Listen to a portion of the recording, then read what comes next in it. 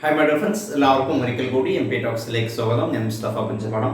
നമ്മൾ ഇന്ന് ഡിസ്കസ് ചെയ്യുന്നത് നിങ്ങൾ കണ്ടതുപോലെ തന്നെ IAS, IPS, IFS പോലത്തെ മറ്റുള്ള ഉയർന്ന ലക്ഷ്യങ്ങൾ, മറ്റുള്ള ഡോക്ടറാണെന്നോ ഏത് ലക്ഷ്യം ആഗ്രഹിക്കുന്ന അല്ലെങ്കിൽ ജീവിതത്തിൽ ഏതൊരു ലക്ഷ്യം ആഗ്രഹിക്കുന്ന വിദ്യാർത്ഥികളും ആളുകളും അവരുടെ ലക്ഷ്യം നേടാൻ വേണ്ടി പലപ്പോഴും നമുക്ക് വേണ്ടതാണ് നല്ലൊരു മോട്ടിവേഷൻ ഒന്നാമത് കിട്ടുക എന്നതാണ്. ഒരു സെൽഫ് മോട്ടിവേഷൻ അല്ലെങ്കിൽ മോട്ടിവേഷൻ നമുക്ക് അച്ചീവ് ചെയ്യാനും ആ മോട്ടിവേഷൻ എങ്ങനെ മെയിൻറ്റെയിൻ ചെയ്ത് നമ്മുടെ ഗോള്, നമ്മുടെ ലക്ഷ്യം എങ്ങനെ നേടിയെടുക്കാം, അതിനുവേണ്ടി നമ്മൾ ചെയ്യേണ്ട, നമ്മൾ ഉണ്ടായിരിക്കേണ്ട കാര്യങ്ങൾ. ഓക്കെ, പലപ്പോഴും നമുക്ക് നേരിടുന്ന ഒരു പ്രശ്നമാണ്.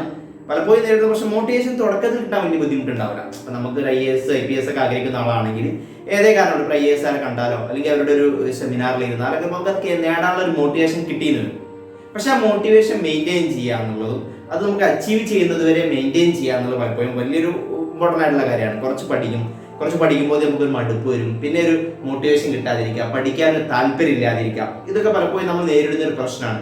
ആ ഒരു താല്പര്യം, ആ ഒരു മോട്ടിവേഷൻ നമുക്ക് മെയിൻറ്റെയിൻ ചെയ്യാൻ പറ്റിയിട്ടില്ലെങ്കിൽ സ്വാഭാവികമായിട്ട് നമ്മൾ പഠനത്തിൽ വീക്കാവുകയും നമ്മുടെ പ്രവർത്തനത്തിൽ നമ്മൾ വീക്കാവുകയും നമുക്ക് ആ ലക്ഷ്യം നേടാൻ സാധിക്കാതിരിക്കുകയും ചെയ്യുന്നതാണ്. അപ്പം അത് നേടാൻ വേണ്ടി നമ്മൾ ചെയ്യേണ്ട കാര്യങ്ങൾ, അതിൽ 2 കാര്യങ്ങളായിട്ടാണ് ഞാൻ പറയുന്നത്. അതിൽ ഒരു 2 ഹെഡിങ് ആയിട്ടാണ് പറയുന്നത്. ഒന്നൊരു പോസിറ്റീവ് മൈൻഡ് സെറ്റ് ഉണ്ടാക്കുക. 2 കാര്യങ്ങൾ എന്ന് പറയുന്നത്, ഒന്ന് പോസിറ്റീവ് മൈൻഡ് സെറ്റ് ഉണ്ടാക്കുക, രണ്ടാമതായിട്ട് നമുക്ക് എന്ത് ചെയ്യാം, ഈ ഒരു നീട്ടി വെക്കുക എന്നുള്ള പരിപാടി ഉണ്ട്. ആ നീട്ടി വെക്കൽ ഇല്ലാതാക്കുക. അത് നമ്മൾ എങ്ങനെ ടാക്കിൾ ചെയ്യാം, ഈ 2 ഹെഡിങ്ങിൽ നിന്നുകൊണ്ടാണ് കാര്യങ്ങൾ പറയുന്നത്. 2 ഹെഡിങ്ങും ഇമ്പോർട്ടൻ്റ് ആണ്. അപ്പൊ അതിൽ എങ്ങനെ ഒരു പോസിറ്റീവ് മൈൻഡ് സെറ്റ് ഉണ്ടാക്കാം, നമുക്ക് ചെയ്യാൻ പറ്റുന്ന ഒരുപാട് കാര്യങ്ങളുണ്ട്. എനിക്ക് ഏറ്റവും ഇമ്പോർട്ടൻ്റ് ആയിട്ട് തോന്നിയിട്ടുള്ള ഒരു 6 കാര്യങ്ങളാണ് പോസിറ്റീവ് മൈൻഡ് സെറ്റിൽ പറയുന്നത്. എന്നിട്ട് നമുക്ക് അടുത്തൊരു വീഡിയോയിലായിട്ട് ആയിരിക്കും നമ്മൾ എന്ത് ചെയ്യുക, ഈ നീട്ടി വെക്കുക എന്നുള്ള പരിപാടി. നമുക്കിപ്പോൾ പലപ്പോഴും പല ആളുകൾക്കും ഉണ്ടാവും, എന്ത് നേടണം, ചെയ്യണം, അങ്ങനെ അതിനുവേണ്ടി അങ്ങനെ ചെയ്യണം, ഇങ്ങനെ ചെയ്യണം. പക്ഷെ അത് തുടങ്ങാൻ പറ്റുന്നില്ല. അല്ലെങ്കിൽ നമ്മൾ തുടങ്ങിക്കഴിഞ്ഞാൽ പല കാര്യങ്ങളും നമ്മൾ നീട്ടി വെക്കുന്നത്, മാറ്റി വെക്കുന്നത്. അതപ്പോൾ നമുക്ക് ആ ഒരു ലക്ഷ്യത്തിലേക്ക് എത്തിപ്പെടാൻ സാധിക്കാതെ, അല്ലെങ്കിൽ നമ്മുടെ ഗോള് നമുക്ക് അച്ചീവ് ചെയ്യാൻ വേണ്ടിയുള്ള സ്റ്റെപ്പുകൾ നമുക്ക് കംപ്ലീറ്റ് ചെയ്യാൻ പറ്റാതെ നമ്മൾ എന്ത് ചെയ്യാണ്, ലക്ഷ്യം നേടാതിരിക്കുകയാണ്. അപ്പൊ അതിനുവേണ്ടി ഒന്നാമതായിട്ട് നമുക്ക് വേണ്ടത് ഒരു മൈൻഡ് സെറ്റ് ക്രിയേറ്റ് ചെയ്യണമെന്നുള്ളതാണ്. അപ്പൊ എങ്ങനെയാണ് നമുക്കൊരു പോസിറ്റീവ് മൈൻഡ് സെറ്റ് അല്ലെങ്കിൽ ഒരു മോട്ടിവേഷൻ നമുക്ക് ക്രിയേറ്റ് ചെയ്യാം, അതെങ്ങനെ നമുക്ക് മെയിൻറ്റെയിൻ ചെയ്യാം എന്നുള്ളതാണ്. അതിൽ ഒന്നാമതായിട്ട് ഏറ്റവും ഇമ്പോർട്ടൻ്റ് ആയിട്ട് വേണ്ട കാര്യം എന്ന് പറയുന്നത്, നമുക്കൊരു സ്പെസിഫിക് ആയിട്ടുള്ള, അതുപോലെ തന്നെ വളരെ ക്ലിയർ ആയിട്ടുള്ള ഒരു ഗോൾ വിത്ത് ഡെഡ് ലൈൻ. നമ്മൾ എന്ന് അത് നേടിയെടുക്കണം എന്നുള്ള ഒരു കറക്റ്റ് ഡേറ്റ് അല്ലെങ്കിൽ കറക്റ്റ് ഒരു സമയത്തോട് കൂടിയുള്ള ലക്ഷ്യം ഉണ്ടാവുക എന്നുള്ളതാണ്. അപ്പൊ ഞാൻ പറയുന്ന ലക്ഷ്യം എന്ന് പറയുന്നത് 2 തരം ലക്ഷ്യങ്ങളുണ്ടാവും. ലോങ് ടേം ഉണ്ടാവും, ഷോർട്ട് ടേം ഉണ്ടാവും. വലിയൊരു ലക്ഷ്യം നമ്മൾ 5 വർഷം കഴിഞ്ഞിട്ട്, അല്ലെങ്കിൽ ഡിഗ്രി പഠിക്കുന്ന വിദ്യാർത്ഥിയാണെങ്കിൽ 3 വർഷം കഴിഞ്ഞ്, 4 വർഷം കഴിഞ്ഞ്, അല്ലെങ്കിൽ നമ്മൾ ഏതൊരാളാണെങ്കിലും ഇന്നാമത്തെ വർഷം ആകുമ്പോൾ നമുക്ക് ഇന്ന ജോലിയിൽ എത്തണം, അല്ലെങ്കിൽ IAS ആവണം എന്നുള്ളൊരു ലക്ഷ്യം പോകും. അതിനെ നമ്മൾ എന്ത് ചെയ്യുന്നുണ്ട്, നമുക്ക് മാനേജ് ചെയ്യാൻ പറ്റുന്ന ലക്ഷ്യമായിരിക്കണം. നമുക്ക് ഒരിക്കലും പറ്റാത്ത ലക്ഷ്യം വെക്കണ്ടെന്നാണ് ഉദ്ദേശിക്കുന്നത്. അതിൽ തന്നെ നമ്മൾ ഡിവൈഡ് ചെയ്തുകൊണ്ട് സ്റ്റെപ്പ് ബൈ സ്റ്റെപ്പ് ആയിട്ട്, അല്ലെങ്കിൽ അതിനെ ഡിവൈഡ് ചെയ്ത് സിമ്പിൾ സ്റ്റെപ്പായിട്ട് ഷോർട്ട് ടേം ഗോൾസ് ആയിട്ട് മാറ്റണം. അപ്പൊ ഒരു 3 വർഷം കൊണ്ട് നേടേണ്ടതാണെങ്കിൽ ആ ഓരോ വർഷവും ഞാൻ നേടേണ്ട ഗോൾ എന്താണ്, ആ ഓരോ വർഷം നേടേണ്ട ഗോളിനെ ഓരോ മാസവും നേടേണ്ടത് എന്താണ്, ആ ഓരോ മാസത്തിനെ ഓരോ വീക്ക് ആക്കിയിട്ട് നമ്മൾ ചെയ്യേണ്ടത്, നേടേണ്ടത് എന്താണെന്നുള്ളത് വ്യക്തമായ ഒരു പ്ലാനിങ് ഉണ്ടാക്കുക എന്നുള്ളതാണ്. ഓക്കെ, അപ്പൊ ഒരു മാനേജബിൾ ആയിട്ടുള്ള ഗോൾ വെച്ച് അതിനെ സ്റ്റെപ്പ് ബൈ സ്റ്റെപ്പ് ആയിട്ട് ഡിവൈഡ് ചെയ്ത് പ്ലാനിങ് ആക്കി മാറ്റുക. അപ്പൊ നമുക്ക് ഓരോ ദിവസം ചെയ്യേണ്ട കാര്യങ്ങളുണ്ടാവും. അത് ഓരോ വീക്ക് കൊണ്ട് കംപ്ലീറ്റ് ചെയ്യേണ്ടതുണ്ടാവും, ഓരോ മാസം കൊണ്ട് കംപ്ലീറ്റ് ചെയ്യേണ്ടതുണ്ടാവും. അങ്ങനെയുള്ള സ്പെസിഫൈഡ് ഗോൾസ് നമ്മൾ സെറ്റ് ചെയ്യുക എന്നുള്ളതാണ് ഒന്നാമതായിട്ട് ചെയ്യേണ്ട കാര്യം എന്നുള്ളത്. ഓക്കെ, രണ്ടാമതായിട്ട് ചെയ്യേണ്ട കാര്യം എന്ന് പറയുന്നത്, നമുക്ക് ഇപ്പം ഇതിങ്ങനെ ഗോള് വെച്ചുകൊണ്ട് മാത്രം കാര്യമില്ല, ഇത് കറക്റ്റ് അച്ചീവ് ചെയ്യുന്നുണ്ടോ എന്നുള്ളത് നമുക്ക് എന്ത് ചെയ്യണം, അത് വിലയിരുത്തണം. അതിനുള്ള ചെക്ക് പോയിന്റ്സ് നമുക്ക് വേണം, അല്ലെങ്കിൽ ചെക്ക് ലിസ്റ്റ് പോലത്തെ കാര്യങ്ങൾ നമ്മൾ ഇപ്പോൾ 5 വർഷത്തേക്ക് ഒരു ഗോളാണെങ്കിൽ ഓരോ വർഷം ചെയ്യേണ്ട കാര്യങ്ങളുണ്ട്. ഞാൻ ഇത് 5 വർഷം പറയണം. ഇപ്പോൾ ഉദാഹരണമായിട്ട് ഇപ്പോൾ അടുത്ത വർഷം സിവിൽ സർവീസ് പ്രിപ്പയർ ചെയ്യണം എഴുതിയതിന് ആഗ്രഹിക്കുന്ന വിദ്യാർത്ഥിയാണെങ്കിൽ അദ്ദേഹത്തിന് 1 വർഷമാണ് ഇതിന്റെ. അപ്പൊ അത് മന്ത്ലി പ്ലാനിങ് ആക്കി മാറ്റിയിട്ട് വീക്കിലി ഓരോ ടാർഗറ്റ് ആക്കി, അത് ഓരോ ടാർഗറ്റ് നമുക്ക് അതിന്റെ കൂടെ തന്നെ കംപ്ലീറ്റ് ചെയ്ത് പോകുന്നുണ്ടോ എന്നുള്ളത് നമ്മൾ എന്ത് ചെയ്യണം, നിർബന്ധമാണ് നമ്മളെ തന്നെ ചെക്ക് ചെയ്യണം. ആ ചെക്ക് ചെയ്യുമ്പോഴേ നമുക്ക് നമ്മളെ തന്നെ നമ്മൾ അക്കൗണ്ടബിൾ ആക്കി നമ്മൾ ചെക്ക് ചെയ്യുമ്പോൾ നമുക്ക് അതിനനുസരിച്ചുള്ള മാറ്റങ്ങൾ വരുത്താൻ പറ്റുള്ളൂ. ഓക്കെ, പിന്നെ നല്ലൊരു കാര്യം കൂടി ശ്രദ്ധിക്കേണ്ടതെന്ന് പറയുന്നത്, നമുക്ക് ഒന്നും കൂടി റിലാക്സ് ആയിട്ടുള്ള ഗോളാണ് എപ്പോഴും നല്ലത്. നമുക്ക് നമ്മളെ ബുദ്ധിമുട്ടിക്കാൻ നേടാൻ പറ്റുന്ന അച്ചീവബിൾ ആയിട്ടുള്ള ഗോളുകളാണ് നല്ലത്. ഒരിക്കലും നമുക്കൊരു വീക്ക് കൊണ്ടോ നേടാൻ കഴിയാത്ത ഒരു സാധനം ഒരു വീക്കിനുള്ളിൽ എടുത്തിട്ട് കഴിഞ്ഞാൽ നേടാൻ കഴിയില്ല. ഇന്നൊരു ദിവസത്തേക്ക് നമ്മൾ 10 ബുക്ക് വായിക്കണം എന്നൊരു ഗോൾ വെച്ച് കഴിഞ്ഞാൽ സ്വാഭാവികമായിട്ട് നേടാൻ ബുദ്ധിമുട്ടായിരിക്കും. അതേ സമയത്ത് ഒരു ബുക്ക്, ചിലർക്ക് ഒരു ബുക്കിന് ചിലപ്പം ചെറിയ ബുക്കാണെങ്കിൽ ഒരു ബുക്ക്, ഇനി അതല്ലെങ്കിൽ ഒരു ഇത്ര പേജ്, ഒരു 200 പേജ് ഇന്ന് കംപ്ലീറ്റ് ചെയ്യണം. അങ്ങനെ ഒരു ഗോൾ വെച്ച് കഴിഞ്ഞാൽ അത് നമുക്ക് അച്ചീവ് ചെയ്യാൻ പറ്റും. അച്ചീവ് ചെയ്യാൻ പറ്റുന്നതായിരിക്കും, അത് അച്ചീവബിൾ ആയിരിക്കും. നിങ്ങളുടെ കപ്പാസിറ്റി നിങ്ങൾക്ക് അറിയാലോ, അല്ലെങ്കിൽ തുടക്കത്തിൽ കുറച്ച് ചെറുതാ നല്ലത്. അപ്പൊ അത് അച്ചീവ് ചെയ്ത് കഴിയുമ്പോൾ നമ്മളത് ചെക്ക് ലിസ്റ്റ് പോലെ നമ്മളത് എന്ത് ചെയ്യണം, വിലയിരുത്തണം. എന്താണ് ഇന്നത്തെ കറക്റ്റ് മോണിറ്ററിങ് ചെയ്യണം. ഓക്കെ, അപ്പൊ അത് ഓക്കെ നമ്മൾ കംപ്ലീറ്റ് ചെയ്തു. അപ്പൊ നമുക്ക് ഇന്നൊരു സാറ്റിസ്ഫാക്ഷൻ ഉണ്ട്. അത് സാറ്റിസ്ഫാക്ഷൻ നമുക്ക് ഒരു മോട്ടിവേഷൻ നമുക്ക് ഇതിലൂടെ കിട്ടും. അപ്പൊ അടുത്ത ദിവസത്തോടും അതിലേറെ ഉഷാറായിട്ട് കംപ്ലീറ്റ് ചെയ്യാനുള്ള താല്പര്യം ഉണ്ടാവും. അതേ സമയത്ത് 1, 2, 3 ദിവസം അങ്ങനെ അതെന്ത് ചെയ്യണം, നമുക്ക് അച്ചീവ് ചെയ്യാൻ പറ്റാതെ പോവുകയാണെങ്കിൽ നമ്മൾ ഓട്ടോമാറ്റിക്കായിട്ട് നമ്മുടെ മൈൻഡ് സെറ്റ് അങ്ങനെ ആയി മാറുന്നതാണ്. ഇതിനെ കൊണ്ട് പറ്റൂല, നേടാൻ പറ്റുന്നില്ല തോന്നലുണ്ട് വരും. ആ തോന്നൽ ഉണ്ടാക്കിപ്പിക്കുന്നത് നമ്മുടെ പ്ലാനിങ്ങിൽ വരുന്ന തെറ്റുകളാണ്. അപ്പൊ അതുകൊണ്ട് അച്ചീവബിൾ ആയിട്ടുള്ള ഗോൾ ഉണ്ടാക്കുക. അത് നമ്മൾ എന്ത് ചെയ്യുക, ചെക്ക് ലിസ്റ്റ് പോലത്തെ കാര്യങ്ങൾ വെച്ചുകൊണ്ട് എന്ത് ചെയ്യുക, നമ്മളത് ചെക്ക് ചെയ്യുക. മൂന്നാമത്തെ കാര്യം നമ്മൾ അതിന് വേണ്ടി ശ്രദ്ധിക്കേണ്ടതെന്ന് പറയുന്നത് ബ്രേക്ക് കൊടുക്കുക എന്നുള്ളതാണ്. Break your self. ഓക്കെ, അഥവാ നമ്മളിങ്ങനെ കണ്ടിന്യൂസ് ആയിട്ട് ഇപ്പൊ ഒരു കാര്യം തന്നെ ചെയ്യാതിരിക്കുക. അപ്പം അത് എത്ര കഴിവുള്ള ആളാണ്, എത്ര മോട്ടിവേറ്റഡ് ആളാണെങ്കിലും ഒരുപാട് വർക്ക് ചെയ്യുമ്പോൾ സ്വാഭാവികമായിട്ട് നമുക്ക് അതിലൊരു മനസ്സ് നമുക്കൊന്ന് ഒരു ആ താല്പര്യം നമുക്ക് കുഴപ്പം കുറയും. അതേ മോട്ടിവേഷനിൽ നമുക്ക് മുന്നോട്ട് പോകാൻ പറ്റാത്തൊരവസ്ഥ വരും. അപ്പൊ റെഗുലർ ആയിട്ട് ബ്രേക്ക് കൊടുക്കാം, പല രീതിയിലും ബ്രേക്ക് കൊടുക്കാം.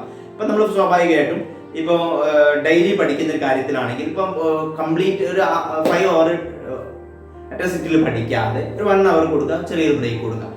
ഓക്കെ, ഇനി ഒരു വീക്ക് ഫുള്ള് പഠിച്ചിരിക്കാതെ ഒരു ദിവസം ചെറിയൊരു ബ്രേക്ക് എന്ന ഒരു ദിവസത്തിൽ കുറഞ്ഞ സമയം ചെറിയൊരു റിലാക്സ് ആവാൻ വേണ്ടി പുറത്തു പോവുകയോ ഒന്ന് ഷോപ്പിങ്ങിന് പോവുകയോ അല്ലെങ്കിൽ ഫിലിം കാണുകയോ അല്ലെങ്കിൽ കുറച്ച് ചെറിയ റിലാക്സിങ് ആയിട്ടുള്ള ഒരു ഹാഫ് ഡേ അങ്ങനെ ചെയ്യാം.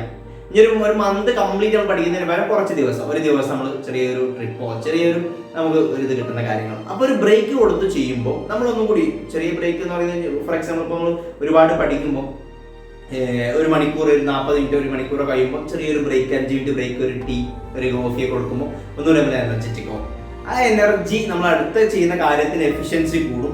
അതുപോലെ തന്നെ നമുക്ക് എന്ത് ചെയ്യാൻ മോട്ടിവേഷൻ മെയിൻറ്റെയിൻ ചെയ്ത് ഇങ്ങനെ പഠിക്കാൻ പറ്റും. ആ ബ്രേക്ക് വളരെ ഇമ്പോർട്ടൻ്റ് ആണ്.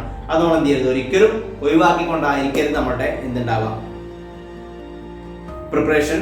അല്ലെങ്കിൽ നമ്മൾ ഏതൊരു ലക്ഷ്യം നേടണം എന്ന് ആഗ്രഹിക്കുന്ന ആളുകളാണെങ്കിൽ എന്ത് ചെയ്യുന്നത് അത് ഒഴിവാക്കി ചെയ്യാൻ ശ്രദ്ധിക്കരുത്. ഓക്കെ, പ്രത്യേകം ശ്രദ്ധിക്കുക. ചെറിയ ബ്രേക്ക് കൊടുത്തോണ്ടായിരിക്കണം എന്ത് ചെയ്യേണ്ടത്. മറ്റൊരു കാര്യം നമുക്ക് ചെയ്യാൻ പറ്റുന്നതെന്ന് പറയുന്നത് 3 കാര്യങ്ങൾ ഞാൻ പറഞ്ഞു.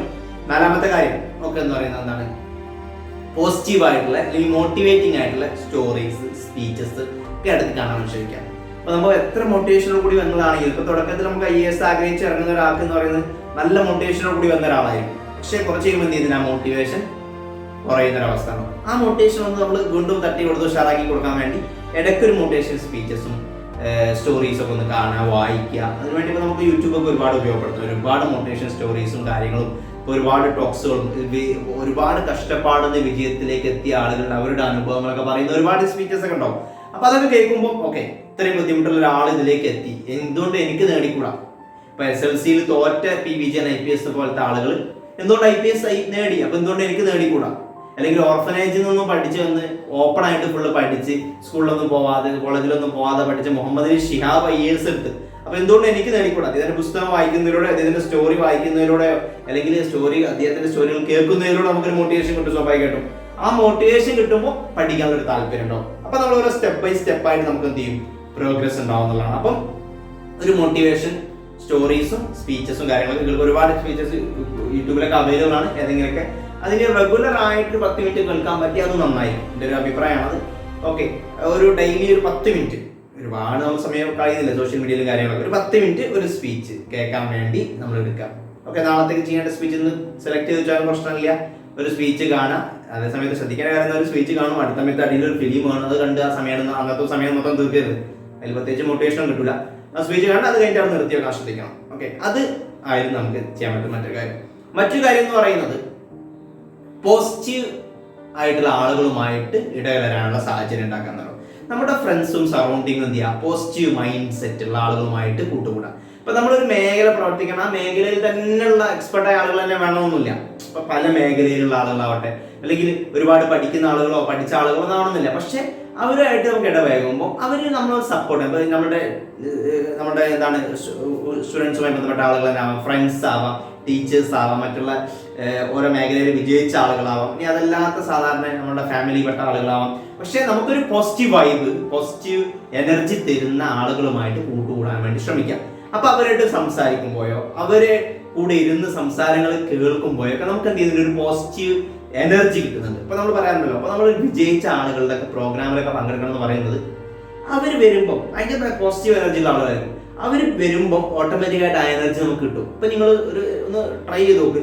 ഒരു സിവിൽ സർവീസ് മേഖല ശ്രമിക്കുന്ന ഒരാളാണെങ്കിൽ ആ IAS നമുക്ക് അതിയായ ഒരു ബഹുമാനം, ഒരു ആഗ്രഹവും പ്രത്യേക ഒരു ആരാധനയൊക്കെ ഉണ്ടാവും സ്വാഭാവികമായിട്ടും. അപ്പൊ അത്തരം ഒരാളുകളുടെ ഒരു പ്രോഗ്രാമിൽ ഒന്ന് പോയി നോക്കാം.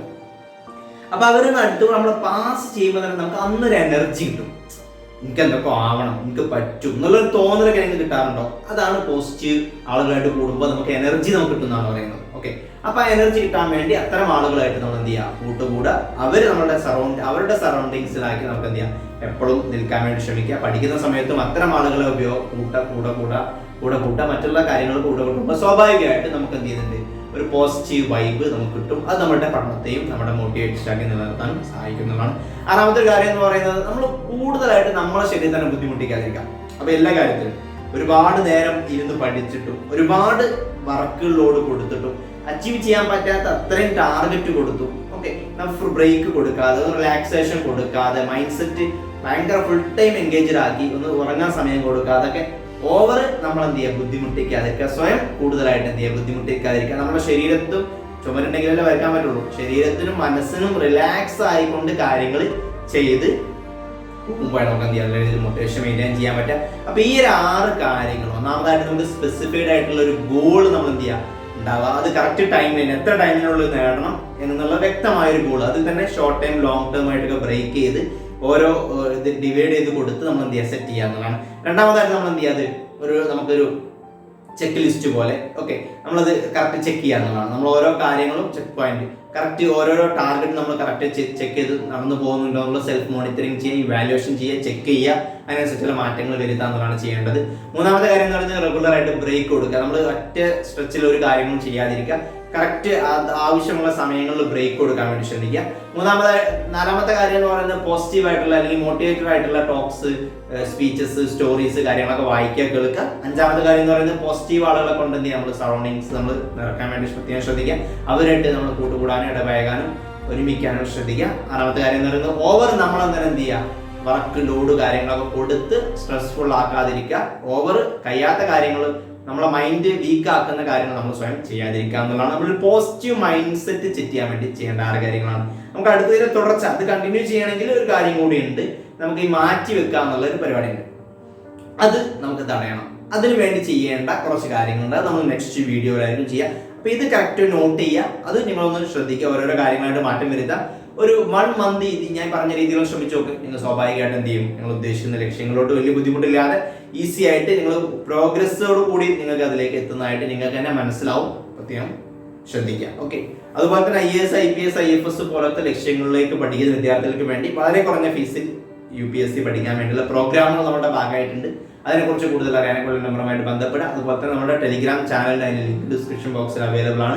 അതിൽ ജോയിൻ ചെയ്യാത്തവർ അതിൽ ജോയിൻ ചെയ്യുക. അതിലൂടെ നമ്മൾ ഒരുപാട് ഫ്രീ ക്ലാസ്സുകളും മെറ്റീരിയൽസും കാര്യങ്ങളൊക്കെ പ്രൊവൈഡ് ചെയ്യുന്നുണ്ട്.